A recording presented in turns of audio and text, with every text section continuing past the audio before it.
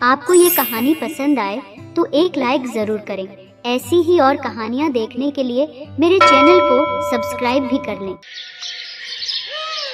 अनिमेश की आज नौकरी चली गई। वो ऑफिस से निकलकर रास्ते पर आया और फुटपाथ पर बैठ गया। बहुत मुश्किल से नौकरी मिली थी, अब वो भी चली गई। नई नई शादी हुई है मेरी, अब कैसे क्या होगा। तभी अनिमेश की पत्नी सीमा ने कॉल किया। सुनिए, हम गाड़ी कब ले रहे हैं? गाड़ी? अभी तुम्हें गाड़ी क्यों चाहिए? मेरी सहेली ने नई गाड़ी खरीदी है, बहुत सुंदर है, मुझे भी एक गाड़ी चाहिए। सीमा, हमारे पास उतने पैसे नहीं हैं, मैं कहाँ से गाड़ी खरीदूं? मुझे कुछ नहीं पता, मुझे नई गाड़ी चाहिए चाहिए चाहिए चाहिए। सीमा ने फोन काट दिया। अनिमेश और सीमा की शादी को सिर्फ कुछ ही महीने हुए थे। सीमा बहुत जिद्दी थी, उसे हमेशा से बहुत कुछ चाहिए था। अनिमेश को सीमा से शादी ही नहीं करनी थी, लेकिन अनिमेश की माँ बिमला ने कहा था, बेटा ये लड़की शादी के लिए मान गई है, शादी कर ले। लेकिन माँ, मेरी तनख्वाह ज्यादा नहीं है। तो क्या हुआ, बीवी को सिर्फ 2 वक्त का खाना ही तो खिलाना है। शादी कर ले बेटा, नहीं तो और लड़की नहीं मिलेगी। अनिमेश ने अपनी माँ की बात सुन ली और सीमा से शादी कर ली।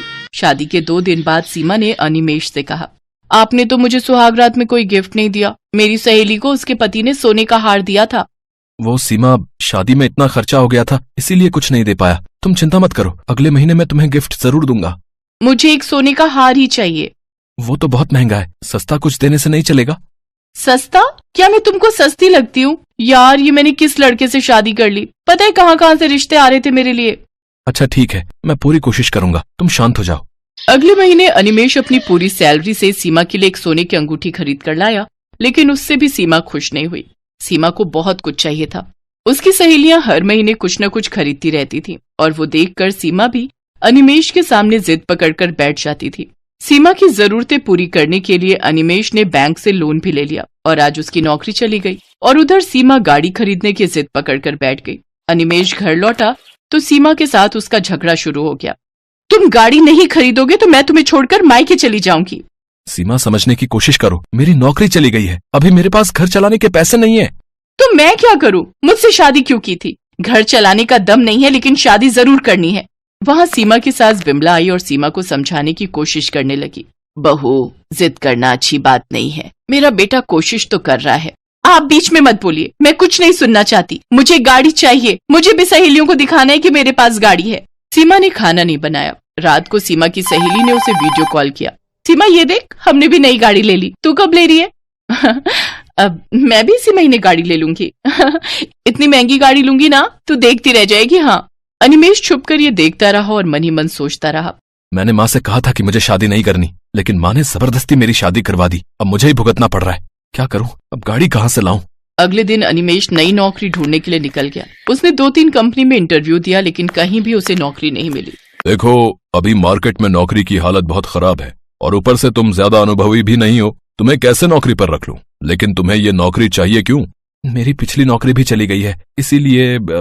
अच्छा, समझ गया, लेकिन मेरे यहाँ ऑफिस में कोई नौकरी नहीं है। सर, मुझे एक नौकरी दे दीजिए, मैं कुछ भी करने के लिए तैयार हूँ। तुम्हें गाड़ी चलाना आता है? हाँ सर।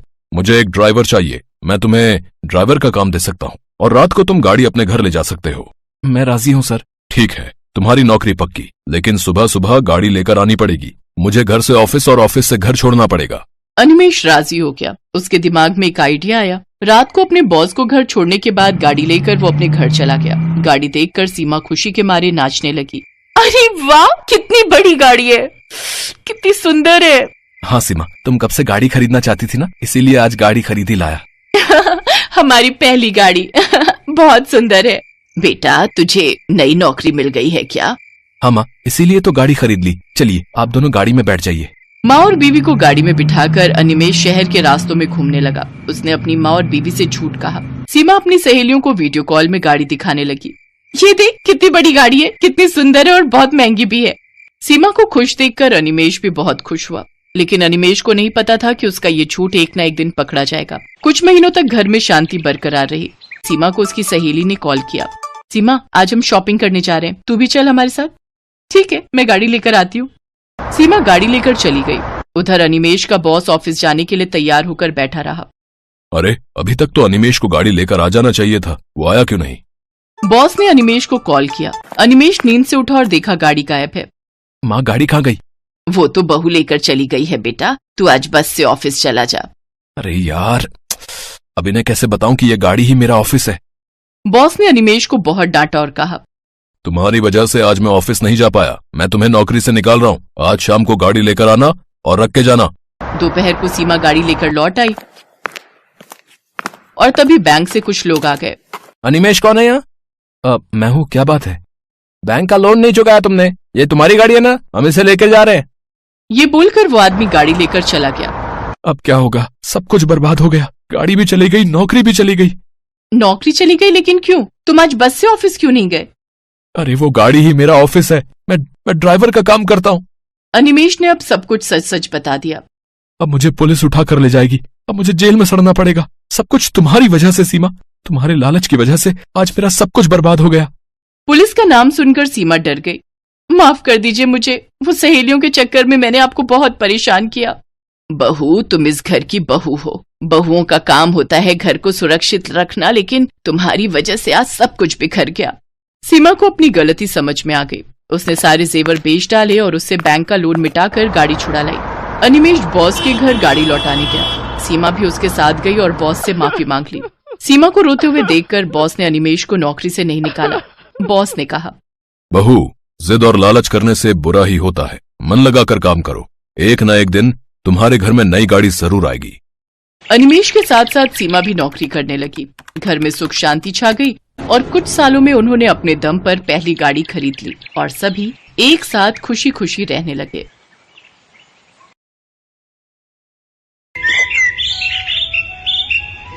छोटू, चल बेटा जरा जल्दी कर। वो 5 नंबर वाले टेबल पर कस्टमर बहुत देर से खाने का इंतजार कर रहा है और बाहर भी लाइन बढ़ती जा रही है। इतना लेट करेंगे तो सब बगल वाले होटल में चले जाएंगे। बस मालिक, 5 नंबर वाले का ऑर्डर तैयार है और यहाँ कुछ टेबल भी बस खाली होने वाली हैं, तो बाहर वाले कस्टमर्स अब अंदर आ सकते हैं।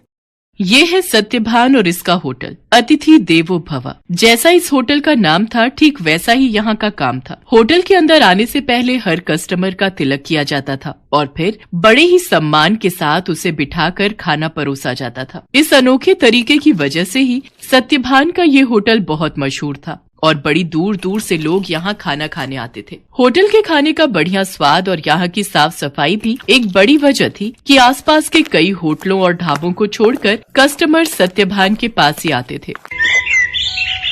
सर, मेरा नाम रमन है। मैं पब्लिक टाइम्स अखबार से आया हूँ। मुझे आपका इंटरव्यू करना है।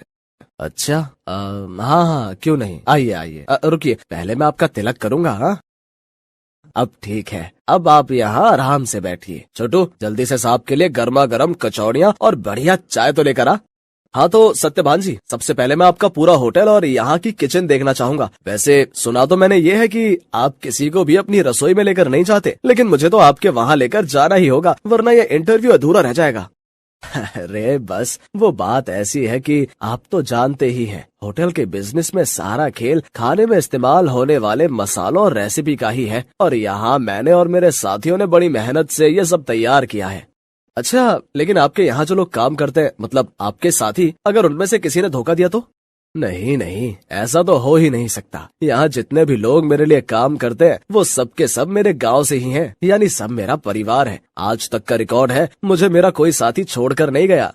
ये तो वाकई बहुत बड़ी बात है। लेकिन अब तो आप इतने मशहूर हो गए, आपका होटल एक ब्रांड बन चुका है, तो लोग आपकी रसोई को अंदर से देखना चाहते हैं। आप चिंता मत कीजिए, मैं आपके मसालों और रेसिपीज का राज नहीं खोलूंगा, लेकिन रसोई के अंदर की कुछ फोटोज तो चाहिए होंगी आपके इंटरव्यू के साथ छापने के लिए। सत्यभान उस पत्रकार को समझाने की कोशिश करता है, लेकिन वो खुद ही उस पत्रकार की बातों में फंस जाता है। अखबार में अपना इंटरव्यू और फोटो छपने की बात से वो बहुत खुश था और इसी खुशी में वो बह गया और उस पत्रकार को उसने अपने होटल का एक एक कोना बहुत अच्छे से दिखाया। साथ ही अपनी रसोई में ले जाकर अपने सारे तौर तरीकों और रेसिपीज का भी अनजाने में खुलासा करता गया। वो पत्रकार होटल की लगभग हर चीज की तस्वीर ले रहा था। इंटरव्यू के दौरान उसने सत्यभान से कई सवाल पूछे, जिनके जवाबों में सत्यभान के सारे सीक्रेट खुलते जा रहे थे। अच्छा सत्यभान जी, बहुत अच्छा लगा आपसे मिलकर। इंटरव्यू के लिए शुक्रिया। अब मैं चलता हूँ। जी जी, आपका बहुत शुक्रिया। अब वैसे ये सब कब छपेगा अखबार में? बस यही 1-2 दिन में। मैं आपको फोन पर इन्फॉर्म करूंगा। इतना कहकर वो पत्रकार सत्यभान के होटल से बाहर निकलता है और कुछ दूर पहुंचते ही मुस्कुराते हुए अपने गले में पहना हुआ आई कार्ड उतारकर एक कूड़े के ढेर में फेंक देता है। बड़ा अक्लमंद समझता था खुद को, एक नंबर का बेवकूफ निकला ये तो। असल में ये आदमी कोई पत्रकार था ही नहीं। पास ही मौजूद एक दूसरे होटल के मालिक का रिश्तेदार था, जो पत्रकार बनकर सत्यभान के सारे सीक्रेट जानने के लिए उसके पास गया था। ये आदमी अपने मकसद में पूरी तरह से कामयाब हो चुका था। इधर सत्यभान रोज सुबह के अखबार में अपने इंटरव्यू के छपने का इंतजार कर रहा था। जा छोटू, देख तो अखबार आ गया होगा। अब तो पूरे 4 दिन हो लिए, आज तो पक्का अपनी फोटो छपी होगी। छोटू फौरन उस दिन का अखबार लेकर आता है, लेकिन बीते दिनों की तरह उसमें भी सत्यभान और उसके होटल का जिक्र तक नहीं था। ये देखकर सत्यभान उदास हो जाता है। ऐसा कई दिनों तक होता रहा। फिर सत्यभान ने उम्मीद ही छोड़ दी और ये सब कुछ भुला दिया। फिर एक दिन अचानक सत्यभान के होटल में रेड पड़ जाती है। फूड इंस्पेक्टर अपने कुछ आदमियों के साथ सत्यभान के होटल पहुंचते हैं और वहां मौजूद हर चीज की जांच करने लगते हैं। देखिए, हमें आपके होटल के खिलाफ शिकायत मिली है कि आप खाने में नकली सामान का इस्तेमाल करते हैं। ये कैसी बातें कर रहे हैं आप? सालों से मैं इस होटल को चला रहा हूँ, वो भी पूरी ईमानदारी से। अगर ऐसा है तो हमें यहाँ की तलाशी लेने दीजिए। चलिए हटिए यहाँ से। पूरी टीम होटल का कोना कोना छानने लगती है। तभी उन्हें किचन के पास एक छोटा सा दरवाजा दिखता है। फूड इंस्पेक्टर खुद इस दरवाजे को खोलकर अंदर जाते हैं तो उन्हें काफी मात्रा में नकली घी, तेल, नकली मसाले जैसी कई चीजें मिलती हैं। तो ये है तुम्हारी ईमानदारी का सबूत? हाँ, शर्म आनी चाहिए तुम्हें। सत्यभान को कुछ समझ ही नहीं आ रहा था कि आखिर उसके साथ हुआ क्या। खाद्य विभाग की टीम सत्यभान के होटल को सील कर देती है। साथ ही सत्यभान को जेल भेज दिया जाता है। एक ही पल में सत्यभान का सब कुछ बर्बाद हो गया था। उसका परिवार सड़क पर आ गया था। सत्यभान खुद को बेगुनाह साबित नहीं कर सका और उसका सब कुछ जुर्माने की रकम अदा करने में चला जाता है। उसके गांव के लोग जो उसके लिए काम किया करते थे, वो भी उसका साथ छोड़कर गांव वापस चले जाते हैं, सिवाय छोटू के। चलो, तुम्हारी जमानत हो गई है। जमानत की बात सुनकर सत्यभान चौंक जाता है। वो बाहर आकर देखता है तो एक वकील के साथ खड़ा छोटू उसका इंतजार कर रहा था। छोटू, तूने ये सब कैसे किया बेटा? तेरे पास इतने पैसे कहाँ से आए? मैं तो बिन माँ बाप का एक लावारिस था मालिक। आपने मुझे सहारा दिया था तो मैं आपको इस हाल में अकेला कैसे छोड़ देता? आपको याद है, मैं हर महीने की तनख्वाह से कुछ पैसे जोड़ता था अपनी आगे की पढ़ाई के लिए। बस वही आज काम आ गए। छोटू की बात सुनकर सत्यभान की आंखों में आंसू आ जाते हैं और वो छोटू को गले लगा लेता है। लेकिन अभी भी सब कुछ ठीक नहीं हुआ था। शहर भर में सत्यभान का नाम खराब हो चुका था। इसलिए सत्यभान अपने परिवार और छोटू के साथ शहर छोड़कर अपने गांव चला जाता है। वहां बांस के बड़े बड़े जंगल थे, जिनके बीचों बीच एक छोटी सी झोपड़ी बनाकर सत्यभान और उसका परिवार रहने लगता है। सत्यभान के पास गुजर बसर के लायक भी पैसे नहीं थे, इसलिए उसे कुछ तो करना ही था। तभी एक दिन उसने गांव के एक बच्चे को एक आधे कटे बांस में कुछ खाते हुए देखा। सत्यभान उस बच्चे के पास गया और उससे बोला, बेटा, ये क्या खा रहे हो? ये हरे बांस का अचार है और ये रोटी है। ये बर्तन, ये भी बांस से बना है। वो यहाँ गांव में बांस ही सबसे ज्यादा उगता है ना, तो हम लोग इसी का ज्यादा से ज्यादा इस्तेमाल करते हैं। उस बच्चे की बात सुनकर जैसे सत्यभान के दिमाग के घोड़े दौड़ने लगे। उसने फौरन छोटू को अपने पास बुलाया और उसे कुछ समझाने लगा। फिर अगले दिन तड़के सुबह ही वो छोटू के साथ बांस के जंगल में गया और ढेर सारी बांस की लकड़ियां काट कर ले आया। सत्यभान और छोटू दिन रात लगे रहे और देखते ही देखते उन दोनों ने सिर्फ बांस की मदद से पूरा का पूरा होटल बनाकर तैयार कर लिया, जहां दीवारें भी बांस की थीं और सारे बर्तन भी। अब सवाल ये था कि इस होटल में पकेगा क्या? मालिक, आप चिंता मत कीजिए, हमें जाकर सब लोगों से बात करनी चाहिए जो शहर में अपने साथ काम करते थे। मुझे विश्वास है कि वो सब हमारा साथ जरूर देंगे।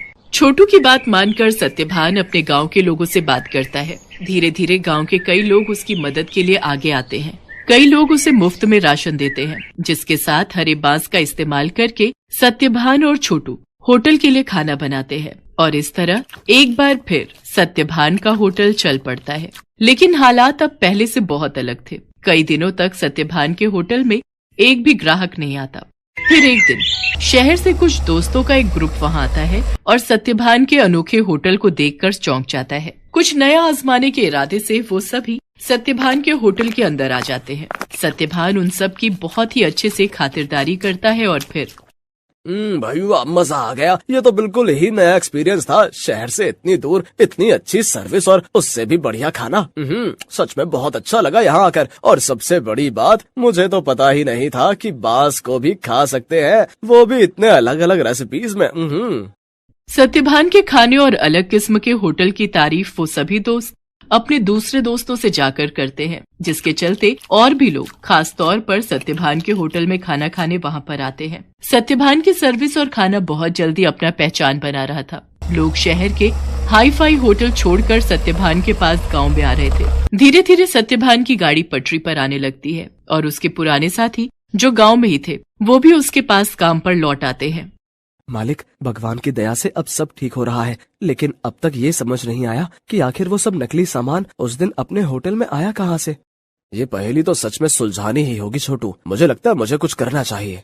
सत्यभान के पास अब इतने पैसे जमा हो चुके थे कि वो अपने खिलाफ रची गई साजिश की जांच करवा सकता था। वो अपने केस को रीओपन करवाता है और एक प्राइवेट डिटेक्टिव की मदद से सारा सच बाहर निकलवाता है। असल में रमन जो सत्यभान के पास पत्रकार बनकर आया था, ये सब उसके और उसके रिश्तेदार की सांठगांठ थी, जो सत्यभान के पुराने होटल के पास ही अपना होटल चलाता था। साथ ही सत्यभान की तरक्की से जलता भी था। रमन के द्वारा जुटाई गई जानकारी की मदद से ही वो सारा नकली सामान रातों रात चुपके से सत्यभान के होटल के अंदर पहुंचाया गया था।